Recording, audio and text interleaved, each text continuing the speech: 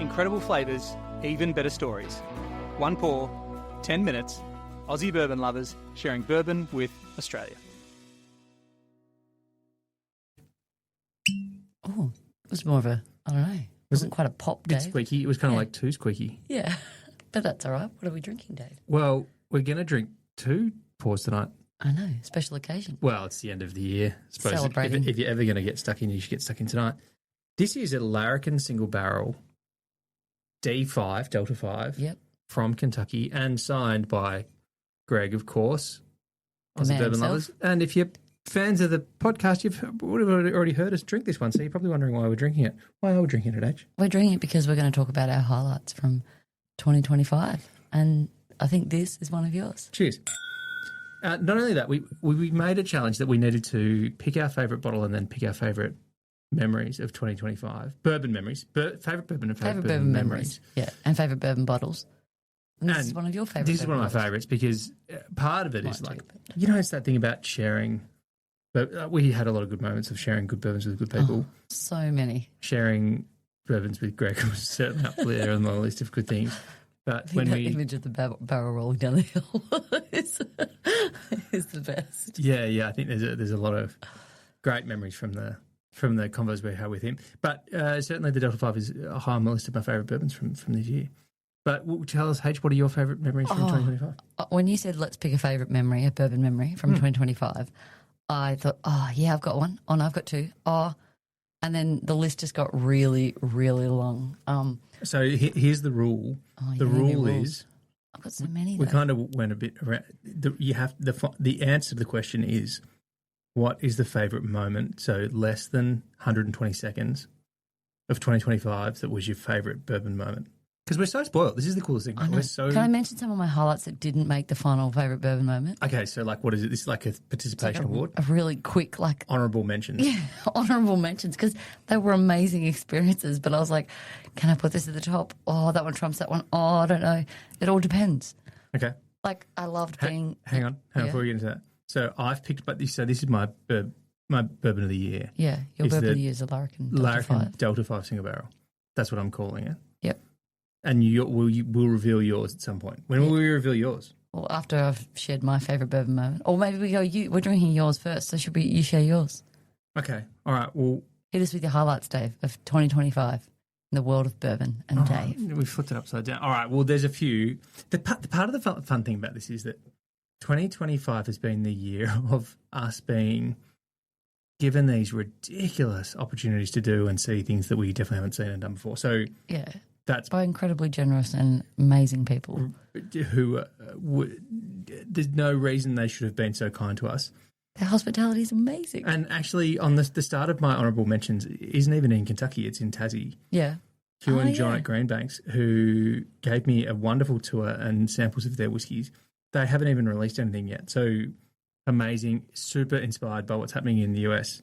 And it's been really wonderful to do a tour there. And they were so kind to show me around and give me a great tour. And then I got to hang out with Ed Cooper and feed from the barrel and taste their rye and all this some amazing stuff we did and try some of their really new whiskies, which are really new. They're not at full maturity yet. So that was really amazing and lots of really cool things to be on there. So that's high on my list. That's not a good even in local Kentucky one. yet. Yeah. I had a couple of local ones. I really loved going to the Mictas and the holiday tastings at Goodwater. Oh, yeah, good one. And the Star Hill Farm Night. Oh, yeah. When Maker's Rob Mark put on. Samuels, Maker's Mark. Rob Samuels came over and Ree was there, and that was a great night. So they're probably like my local Aussie ones that made the honourable mentions. Amazing. Well, we're on the theme of makers. On my list of honourable mentions is the podcast we recorded with Dr. Blake Layfield. That also made my list. At Star Hill Farm. I mean, they have unreasonable hospitality. Yeah, I went for exact moments. I picked the moment where Trevor opened the door and he introduced us to Dr. Blake. We went into that cool little room. That, 2 minutes was definitely up there with highlights. Is that your moment? No. That's just one of the highlights. That's Well, it's certainly high on my list as well. Yeah. But actually from that, one of them is that we got to taste in that podcast. We got to taste a bottle of Makers that had a white sticky label on it. Yeah, it was just like a sample one that. You can't buy it. You can't get it anywhere else. We were in the heritage room at Star Hill Farm and got to try something that they don't release because it doesn't align with the founder's taste vision, which is so cool. What a ridiculous honour that everyone begs them to release this stuff and then they don't release it, but they let some people try it for the purposes of doing a podcast and to demonstrate how good Cellar Aged is. And the differences and stuff. It was like, And that was that was a really cool experience. So that's definitely on my list as well. Yeah, I still on topic of Maker's Mark. The Chihuly exhibition was definitely up there with mine by night. Even like driving, and at one point there was like a deer that crossed the road in front of the car, and then we got there and all the lights. And we didn't hit it. No, my skillful driving, but just like being the last two people, kind of wandering around the grounds of Maker's Mark with all that beautiful glass artwork. If you've ever been to Maker's Mark, that so is stunning, pretty ridiculous kind of experience. So amazing. The whole experience of being in Kentucky was unreal, and obviously because we're such big fans of bourbon, and we went to Kentucky in the middle of the year. It's a collective highlight going on that trip. Yeah. Kentucky Bourbon Festival, obviously high on the list. High on the list, of course. That was so much fun. Being able to meet and people there, like I could mention gazillions of names, but I loved doing the podcast with Will from Chicken Cock. Mash Bill Will. And also meeting the guys from Potter Jane. That was, and like the fact that they were the little guys there and you just taste like their white dog because their stuff's not ready yet. Like moments like that where you get to see the people behind it, but the story of like where it starts and where it's going. And that were definitely on my list of some highlights. And I think as well, just the KBF thing, there's these posts that some of the people at KBF put out in the weeks after about what makes KBF special, but it is the people and the memories that you make with the people and the kind of friends you meet and the new people and that we old chatted people to online and like that. The one day where I think our last drink before they called last drinks, we stopped and said hi to Ryan and then stayed chatting for a little while and like it was just a lot of fun. Right. A lot of fun getting to like meet the people that we'd met online. Yeah, and hang out with old people who'd met before and all that good stuff. It's so good. Yeah. So and good. the steak sandwiches were, I wrote that down as one of my highlights. I was really worried that the steak sandwiches from the St. Joseph's Men's Club it was that they sell at the festival, they were one of our highlights last year. They were never going anywhere. Well, I was worried that, maybe that I'd build it up in my head as like really good and I'd get there and they wouldn't be. Nah, they lived up to the expectations. All right, we've talked a lot. What is your bourbon of the year? Because we've talked, but some of the memories we haven't gotten to the actual one yet. Yes. Well, my bourbon of the year is the Star Hill Farm. Here it is. Hang on, there's a technicality though. It's not a bourbon, it's a whiskey. What kind of whiskey is it? It's a wheat whiskey. And why? So why does this get the run? Well, how come you called this one your bourbon of the year when it's not even a bourbon? This is wacky. Well, I picked this one as my beverage of the year. Beverage of the year. Well, it surprised Aussie beverage me. lovers. It surprised me because I love bourbon. I do love Maker's Mark, but I loved that it surprised me as a wheat whiskey because a lot of the whiskies I'm not a huge fan of. And this one, I really loved it. And I think, it just, the memories I have of the farm and this year was just a big year. And I think that, being able to experience it in Australia, like the launch of it, knowing the story behind it, and then getting to go over there and be able to get a bottle, but also, revisit a place that we love so much. I think that is why it's my whiskey / bourbon of the year. Well, don't leave it there getting all bored. Cheers. Cheers. The thing that I love about this stuff, I think it is the memories, isn't it? Because we had that night in particular in Melbourne, we got to hang out quite a lot with Rob Samuels and ask cool questions and hang out with him and Ree and chat about regenerative farming and why this can still align with the founder's taste vision and all this kind of good stuff. And the first mash bill in, I don't know how many, what is it? It's a good number of years. Yeah. It's a pretty groundbreaking time in Maker's Mark, which we've always been such big fans of that brand and that story. Yep. So this is a pretty special time, pretty special kind of thing they're doing. And I'm a sucker for the story, like as in we'll pick it obviously on taste, but also I love the story and the people behind a bottle. And so that's probably why I picked this one. Can I quickly? This is a divisive whiskey because there's a lot of people who've told me that they have mixed reviews. They did mixed views of it. I bloody love it, and I am unashamedly a massive fan of this. I reckon this is an unbelievable whiskey. Yeah.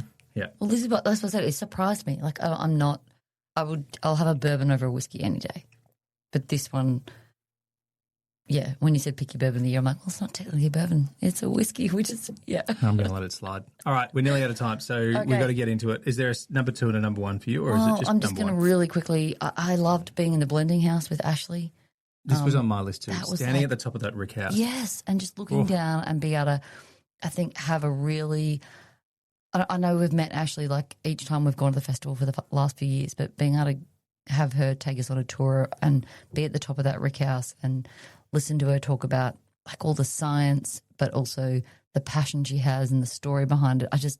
It was a moment. So that was definitely up there in my highlights. Mm-hmm. I think. Come on, what's the answer? I think. Come on. The big one was the barrel thieving from the Michter's barrel. That's it. This is your answer. Yeah, this is my top 120 seconds. Is that moment paired with the Wait. You got one. You can only pick one. But it's like you said within the same hour. No. I said 120 seconds. Okay. What's the 120 seconds? I think it was thieving from the Michter's barrel and chatting to Dan and Andrea about all of that stuff. But there's many highlights on that tour. There is something that can't be described about them dumping a barrel of Michter's rye. And it was so And you putting a glass in the way of... I think what made the highlights is I've seen people thieve from the barrel, and I've done it plenty of times with different things. In this moment, I was so excited and so in such a happy place that when I put my glass on it, the whole thing just filled up. It was a jar of American rye whiskey. And it was just I felt almost embarrassed, but at the same time I was like, I don't care, this is amazing. You took a long time to pick a 120-second window, and then you tried to cheat 4 times. My answer What's your answer, Dave? Actually pretty close to that, because 120 seconds, Dan McKee goes there and puts his gloves on. Gloves, that was my other one. And opens the celebration. And that, holy moly, that day was unbelievable. Dan and Andrea and being so generous and kind and wow, that whiskey is fairly unbelievable. Your favourite moment is Dan and his white gloves. Dan and his white gloves. And just the amount we laughed. Dan and Andrea are some of the funniest people I've met anyway, and they make great whiskey. Yes. What a great combo. I mean, we love hanging out with people in Kentucky anyway, but we had such a great day, and they were so kind and generous. Yeah. As everyone. As a collective day. Well, that day, but the whole time in Kentucky, and the way we feel so welcome. We've come a long way. And people have every right to tell us to go away and all that good stuff, but they don't. And so we're it's so a community. grateful. They welcome us in, and they I learned so much that day at Michter's. And I laughed so much. We laughed a lot. Yeah, and I felt so welcome, and so invite. Really well taken care of. So here's to an amazing 2025. Thanks to everyone who's taken great care of us, and here's to an amazing 2026 ahead as well. Bring it on. Thanks for listening. Make sure you're connected with us on TikTok, Instagram and YouTube, and stay connected with us by clicking subscribe on your favourite podcast app.